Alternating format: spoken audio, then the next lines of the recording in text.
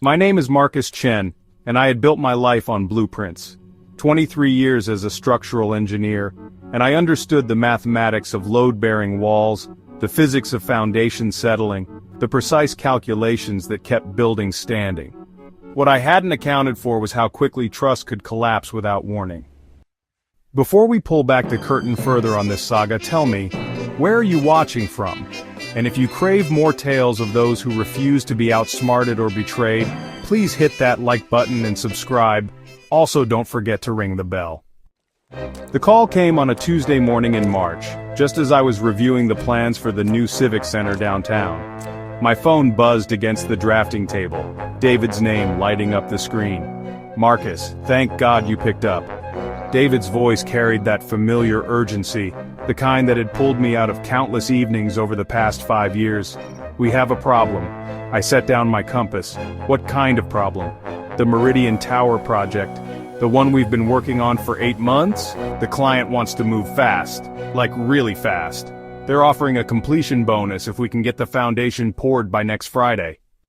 I pulled up the file on my computer. Meridian Tower, a 40-story residential complex in the heart of Seattle's financial district. I'd spent months on those calculations, triple-checking every beam specification, every stress point. David, that's impossible. We haven't finished the soil analysis reports. The permits alone. Already handled. I fast-tracked everything through my contacts at the city. Something cold settled in my stomach. You can't fast-track a soil analysis, that takes weeks. Look, I need you to trust me on this one. We're talking about a $2 million bonus. Split 4 ways between the partners, that's $500,000 each. I knew the math. I also knew David's gambling debts, his third divorce settlement, his son's private school tuition. What about the geological survey? Close enough. The preliminary data looks fine. Preliminary data isn't final data, David, you know that. There was a pause. Then David's tone shifted, became sharper. Marcus, you're being paranoid. This is business. Sometimes you have to take calculated risks. But I lived in calculated risks. I understood exactly what happened when calculations went wrong. Steel twisted, concrete cracked, people died. I need to see the full geological report. It's being finalized, David. Okay, look, we don't have the full report yet, but the preliminary data is solid. Bedrock at 40 feet, stable clay composition, it's textbook. I pulled up the site survey on my computer. Meridian Tower was going up in Pioneer Square, one of the oldest parts of the city. Built on filled marshland and remnants of the original Seattle that had been raised after the Great Regrade. The soil there wasn't textbook anything. I can't sign off on this. What do you mean you can't sign off? You're the lead structural engineer, your signature goes on everything. Exactly, my license, my liability, my responsibility, and I'm telling you the foundation isn't ready. David's voice turned cold. Marcus, we've been partners for 5 years. This firm exists because of contracts like this one. If you're not on board, then what?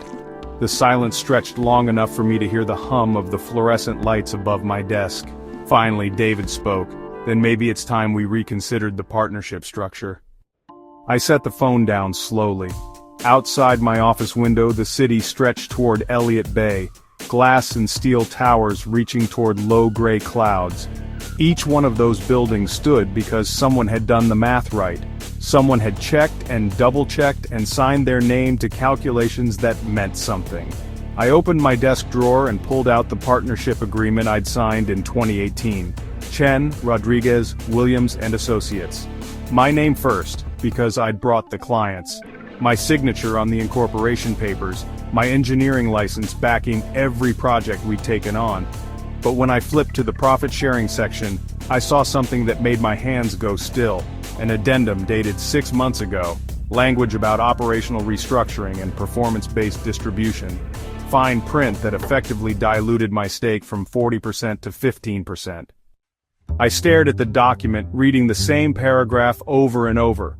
At the bottom, my own signature, or something that looked like it. Neat and careful, just like I always signed. But I had no memory of agreeing to this, no memory of signing it. I reached for my phone and dialed the office of Rebecca Williams, our firm's third partner. Rebecca? She sounded surprised. I thought you'd be in meetings all day. Rebecca, I need to ask you something. The partnership restructuring from last October, do you remember the details? A pause. The restructuring? You mean the one you proposed? I proposed? Marcus, are you feeling all right? You called a partners meeting, said you wanted to step back from the administrative side, focus more on pure engineering. We restructured the profit sharing to reflect the new responsibilities. I stared at the amendment again. My signature right there in black ink. Who else was at that meeting? Just the four of us. You, me, David, and Carlos. You seemed distracted, said you'd been thinking about it for months. After I hung up, I sat in the quiet of my office. The pieces didn't fit. I'd never wanted to step back. If anything, I'd been pushing for more involvement in the business side, more control over project selection. But there was my signature and Rebecca's memory, and a sinking feeling that I was missing something crucial. I called Carlos Rodriguez next. Carlos, hey, what's up? Carlos, I need you to be straight with me. The partnership meeting last October, do you remember what I said? Carlos's voice shifted, became more careful. About stepping back? Yeah, you seemed pretty set on it. Said you were tired of the administrative headaches, wanted to focus on what you loved, and you believe that? Look man, you'd been complaining for months about client meetings and budget reviews. It made sense. When did I complain about client meetings? Another pause. Marcus, are you sure you're okay? I hung up and walked to the filing cabinet where we kept the original contracts. Every project for the past 5 years, every client agreement, every structural report that bore my signature and license number. I pulled the Meridian Tower file and spread it across my desk. The preliminary geological survey was there, just as David had said, but when I looked closer I saw something else. A second report dated 2 weeks later. The full analysis that David claimed didn't exist yet. Bedrock at 40 feet, just as the preliminary data suggested. But the soil composition wasn't stable clay. It was sandy fill mixed with organic debris, the kind of foundation that would settle unevenly, potentially catastrophically under the weight of a 40-story tower. And at the bottom of the report, in red ink, not recommended for high-rise construction without extensive deep foundation system. Estimated additional cost, $3.2 million. I stared at the report until the numbers blurred. $3.2 million. More than the completion bonus David was chasing. Enough to kill the project's profit margin completely. I reached for my phone to call David, then stopped. Instead, I opened my computer and began searching through our firm's shared drives, email archives, project files, financial records, looking for something I couldn't quite name. What I found was a pattern, the Morrison building, completed just last year. My geological analysis had recommended additional steel reinforcement for earthquake safety. The cost was $800,000. The final construction, though, used standard reinforcement. My signature was on the approved plans, but I clearly remembered recommending the upgrade. Then there was the Westlake Medical Center. I had specified high-grade concrete for the basement level because of groundwater concerns. The invoices, however, showed standard concrete. Again, my signature was on the approval. The Harbor View Apartments, the Pioneer Elementary expansion, the downtown transit hub, one after another, the same story. Project after project where my engineering recommendations had been quietly altered, costs cut, safety margins reduced, and my signature on every approval, my license validating every corner that had been cut. I leaned back in my chair and honestly felt something click into place. Not the satisfying click of a problem solved, but the hollow click of a trap closing. My phone buzzed. David again. He said, "Marcus, I've been thinking about our conversation earlier. Maybe I was pushing too hard on the timeline. Why don't you take a few days to review everything? Make sure you're comfortable with the specs." I replied, "I'd like that," trying to keep my voice steady. "And David, I'd like to see all the geological data, not just the preliminary report." He answered, "Of course, I'll have Sarah pull everything together for you." After I hung up, I sat in the silence of my office and began making a list. Not of engineering calculations this time, but of facts. Things I knew to be true. My signature was on dozens of compromised plans. My license backed every project. If any of those buildings failed, if anyone got hurt, the liability would fall squarely on me. the partner who was supposed to be responsible for structural integrity. But the decision-making power, the authority to approve changes, the access to client communications, all of that had been quietly shifted away from me 6 months ago. Legally and officially, I was responsible for the engineering. Practically, I'd been frozen out of the decisions. I opened a new document on my computer and began typing. Not a resignation letter, not a complaint. A blueprint of my own. If they wanted to use my reputation while cutting me out of the decisions, I would make sure the decisions became very visible. Public, documented. The first call I made was to the Seattle Department of Construction and Inspections. I'd like to file a formal engineering concern about the Meridian Tower project, I told the inspector. I have reason to believe the foundation design is inadequate for the soil conditions. The second call was to my lawyer. The third was to the Seattle Times. By 5 o'clock that afternoon, I had documented every compromised project, every cut corner, every time my engineering judgment had been overruled without my knowledge.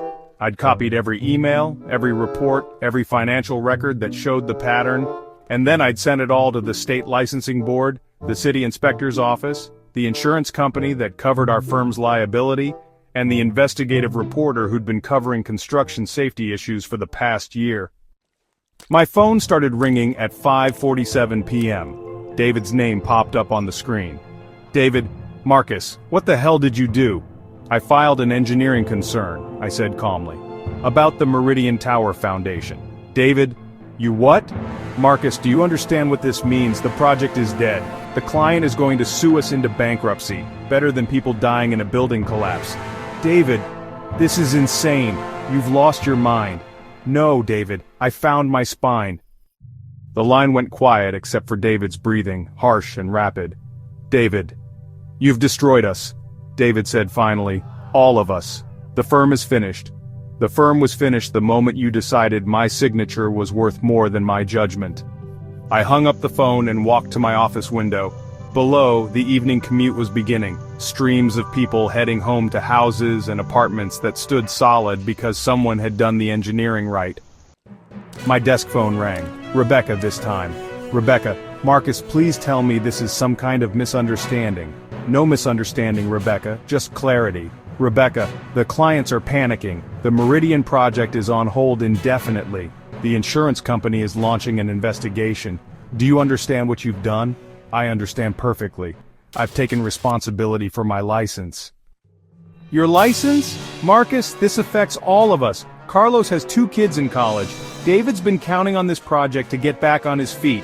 I just bought a house. I felt something twist in my chest, but I didn't let it show in my voice. You should have thought about that before you spent 6 months using my signature without my knowledge. We never... Rebecca stopped. Marcus, you were having problems. You seemed overwhelmed, distracted. We were trying to help. By forging my signature on engineering reports?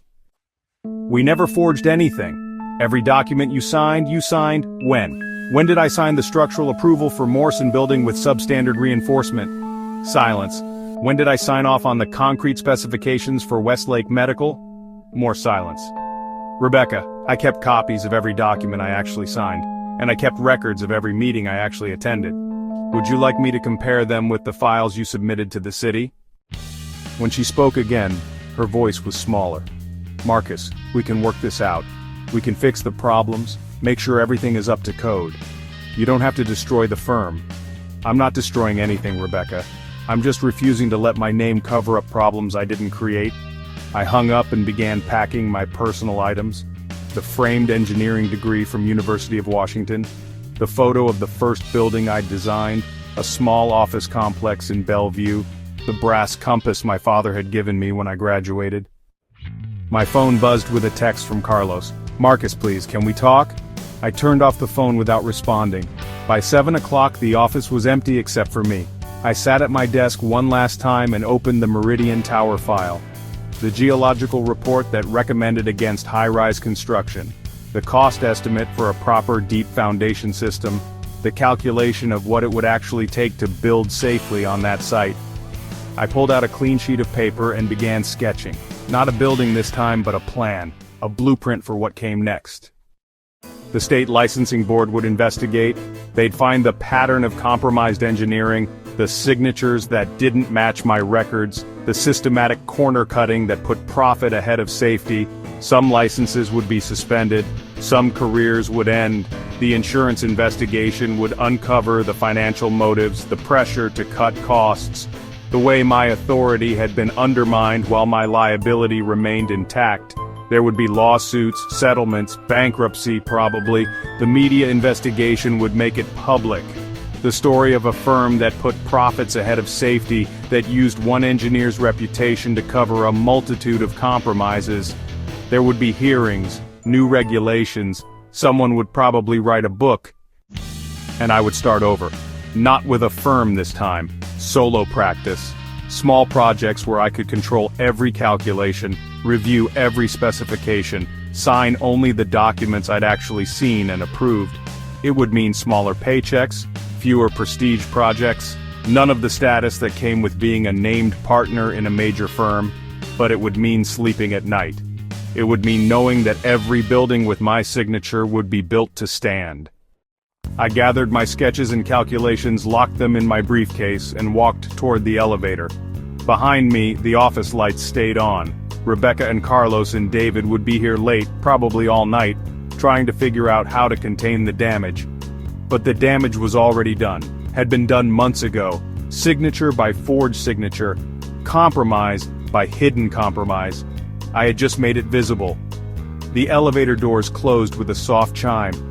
As the floors ticked downward, I thought about foundations, how they had to be solid, properly engineered, built to carry weight without shifting or cracking, how everything above depended on getting that part right. By the time I reached the lobby, my phone was ringing again, a number I didn't recognize. Mr. Chen? This is Janet Morrison from the Seattle Times. I understand you have some concerns about construction practices in the city.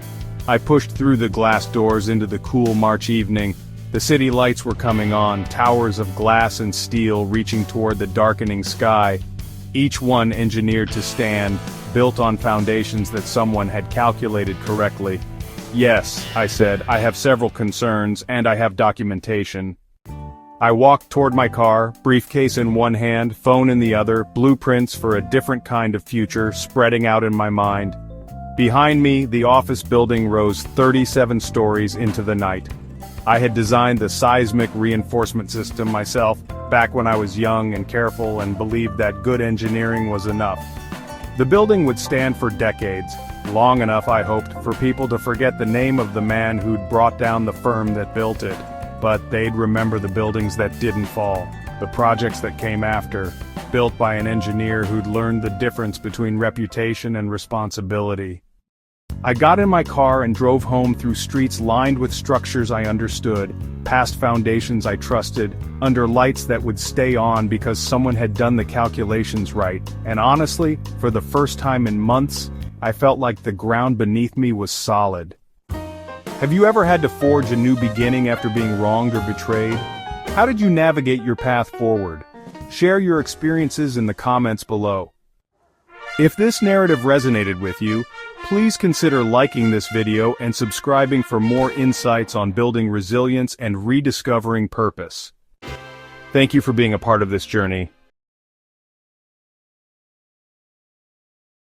Okay, let's get into this. Think about this. What happens when trust just collapses? Not just, in relationships, but in the actual buildings around us. Our deep dive today is about Marcus Chen. He's a structural engineer, and for 23 years, his whole life has basically been about blueprints. Precise calculations, foundation settling physics, the math that keeps buildings standing. He knows what makes a structure solid. Then, one Tuesday morning, everything changes. He's working on plans, phone buzzes. It's David, his partner at the firm, and David sounds urgent, says, "We have a problem." It's about the Meridian Tower. That's this huge 40-story residential project they're working on, Seattle Financial District. But here's the kicker. The client's offering a $2 million bonus. Wow. Yeah, if they can get the foundation poured by next Friday, that kind of pressure, that kind of money, Yeah. that's an immediate, a massive red flag in engineering. A $2 million incentive is, well, it screams shortcut. Because what David's suggesting, pouring a foundation for a 40-story tower in Seattle next week, It's just not possible from a safety standpoint. Right. Marcus sees it instantly. First off, the soil analysis reports, they aren't even done. And those take time, don't they? Weeks, sometimes months, especially for something this big. You absolutely need them before you pour anything. And we're not talking about just any piece of land either. It's Pioneer Square. Exactly. That's crucial. Pioneer Square. Huh. It's one of Seattle's oldest areas. It's largely built on, well, the sources call it filled marshland and remnants of the original Seattle after the big regrade. So not exactly solid bedrock. Not even close. It's definitely not textbook stable clay. For a 40-story building on that kind of ground, you're looking at huge risks, long-term settlement issues, seismic liquefaction potential. Liquefaction, like in an earthquake. Yeah, where the ground basically behaves like a liquid. It means you need much more complex foundations, deep piles, maybe major ground improvement. You can't rush the analysis for that. So skipping that step isn't just cutting a corner. It's fundamentally dangerous. It undermines the entire structure's safety against very specific known geological hazards there. Our sources highlight this completion bonus tactic. It's often a sign a client wants to bypass critical safety checks. So when you see companies or, individuals pushing something like this so hard, what's usually behind it? Is it just pure greed? Or ambition? Ignorance? Well, looking at similar cases, it's often not pure malice.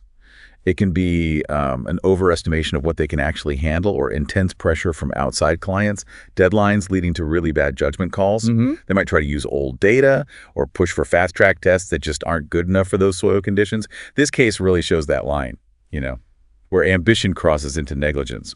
Okay, so that's what we're going to unpack in this deep dive, this incredible story of integrity clashing with just immense pressure. We'll explore how Marcus Chen started digging, found this really disturbing pattern of deception inside his own firm, and then made a choice: public safety over personal gain, even when it meant, well, risking everything he'd spent 20 years building. So Marcus makes this incredibly tough decision, puts his career on the line. What happens right after? Predictably, chaos. The phone starts ringing at 5:47 p.m. that day. It's David, his partner, furious, what have you done, kind of thing. Yeah, I can imagine. The Meridian Project, dead on arrival. Clients threatening lawsuits. The firm is looking at certain bankruptcy. The other partners, Rebecca and Carlos, they're scrambling, desperate, trying to do damage control, but it's too late. Their careers are on the line, too. But what's really key here, and what our sources emphasize, is how Marcus handled it. It wasn't impulsive. It wasn't just anger. He was deliberate. He'd been documenting everything. Every project where corners were cut, every time his engineering judgment was ignored or overruled. They kept records. Meticulous records. Copied emails, reports, even financial documents showing the pattern. We see this in other whistleblowing situations. Detailed records are absolutely vital. Email trails showing warnings were ignored, maybe discrepancies between, say, concrete pour logs and the actual delivery receipts. Marcus had that foresight. It built an undeniable case. And he didn't just sit on this evidence? No, not at all. He sent copies of everything to the important players. The State Licensing Board for Engineers, the City Inspector's Office at the Seattle Department of Construction and Inspections, the firm's own insurance company. And the media too, right? Yes, and an investigative reporter at the Seattle Times. That's a really important takeaway for anyone listening who might find themselves in a similar ethical bind. Document everything, involve the official channels, and strategically consider the media. Because this wasn't just about one company failing, it's about the bigger picture, isn't it? What happens when critical thinking, when ethical lines get blurred in an industry that literally holds up our lives? It really forces the question of accountability. So after all that fallout, the legal mess, the firm collapsing Marcus has to figure out his own next steps. He makes this really profound decision, kind of draws up a new blueprint for his own life. He decides not to start another big firm. Instead, he goes solo, a small, independent practice, focusing on smaller projects. Which gives him control, presumably. Exactly. Total control. He can oversee every calculation himself, review every single specification, sign off only on what he has personally vetted and approved. It definitely meant, smaller paychecks, maybe less prestige in the industry. But peace of mind. That's what the sources suggest. A profound sense of peace. Knowing, as he put it, that every building with my signature would be built to stand. And crucially, that he could finally sleep at night. And looking at the wider impact, Marcus's actions set off ripples. The state licensing board's investigation would dig into that pattern of compromised engineering, potentially leading to serious professional consequences for others involved. The insurance company's investigation would likely uncover the financial pressures and how his authority was pushed aside. That affects liability. And the media coverage. That ensures public awareness. It doesn't just fade away. No. This kind of cascade investigations, media exposure, often leads to real change. Lawsuits, definitely, but also potentially new regulations within the construction industry to try and prevent this sort of thing from happening again. Maybe even a book about the whole affair. It's kind of a bittersweet irony, isn't it?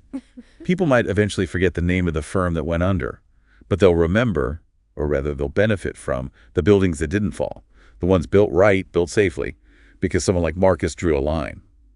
His choice turned a potential private disaster into a public lesson. Marcus Chen essentially bet his whole career on doing the math right. Not just the structural math, but the ethical math too. He chose integrity.